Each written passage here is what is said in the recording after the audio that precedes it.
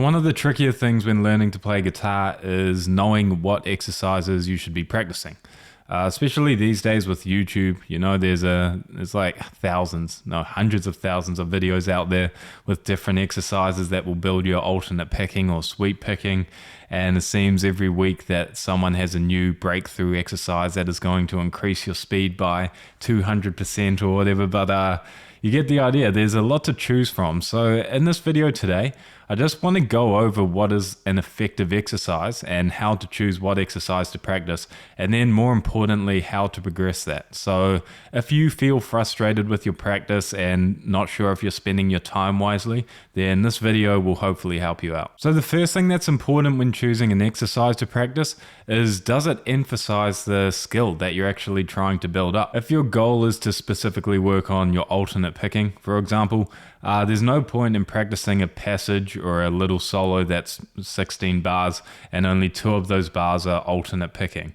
It's not the most efficient use of your time, and I'm not saying it's a bad thing, but if you're wanting to be specific with the skill and trying to build that specific skill up, you're much better off choosing a phrase or a lick or exercise, passage, whatever, that's going to give you more bang for your buck. So in that example of the 16 bar solo that has 2 bars of alternate picking, I wouldn't practice all 16 bars to begin with. I would just work on those 2 bars with the alternate picking, loop that round and round, and just practice that run over and over.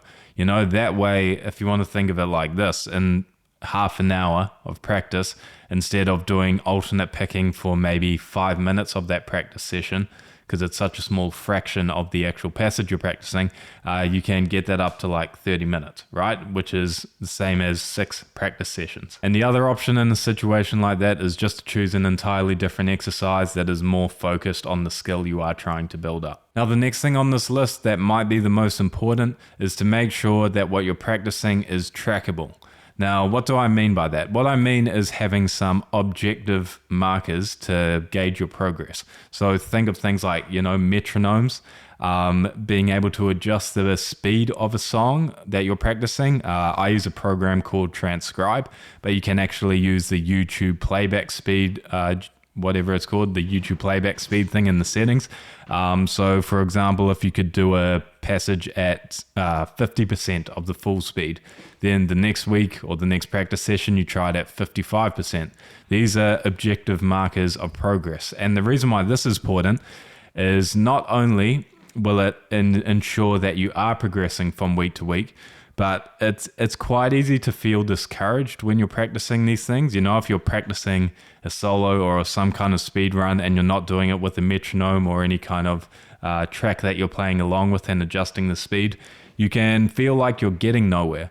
But if you write down from practice session to practice session, okay, this week I could do this exercise at 80 BPM, and then the next week I could do it at 90, you can feel good about yourself because you've gone from 80 to 90, so you're making progress and heading in the right direction. And on that same note, if you could play a song at 60% one week, and then the next week you can play it at 70%, again, you're making progress and you're not just guessing and hoping that you're getting better. So make sure whatever you're practicing, you have some kind of objective measurement to track your progress. Now, the next thing that I think is important is that what you're doing actually translates to the songs you want to play or the style of guitar you're wanting to play.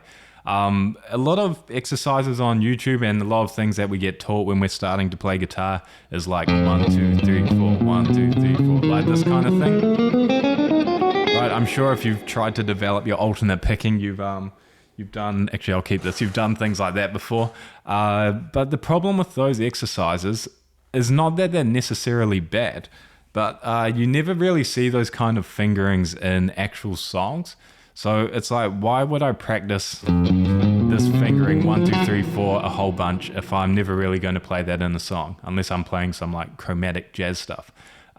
So I always suggest, and the alternate picking exercises I have on my YouTube channel, they tend to be more fingerings and patterns that you're going to come across when you are learning songs or learning solos, because a lot of guitar playing actually uses the same kind of shapes. You'll notice when you're learning solos from, if it's Randy Rhoads, Paul Gilbert, Alexi Laiho, whatever, all these guys use the same kind of patterns like these.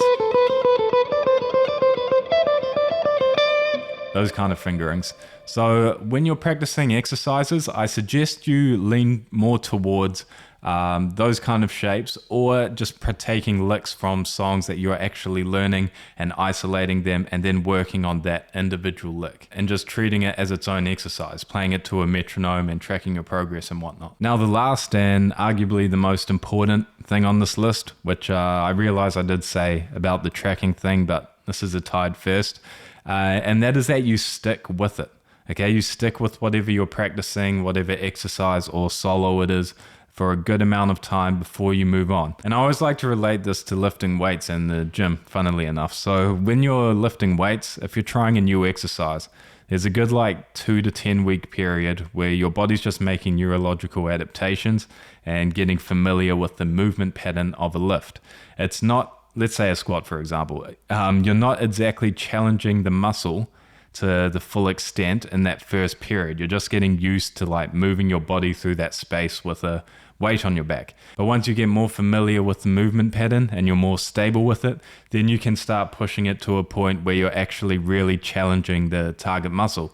In the case of a squat, your legs or quads. And at this point, you'll notice your progress starts to slow down, but any progress you do make is worth its weight in gold, because you're not just getting more efficient at the movement, you're actually building muscle or getting stronger. And I think the same applies to guitar. If you change exercise from week to week, you're not going to be developing technique. You're just getting better at playing all these random exercises.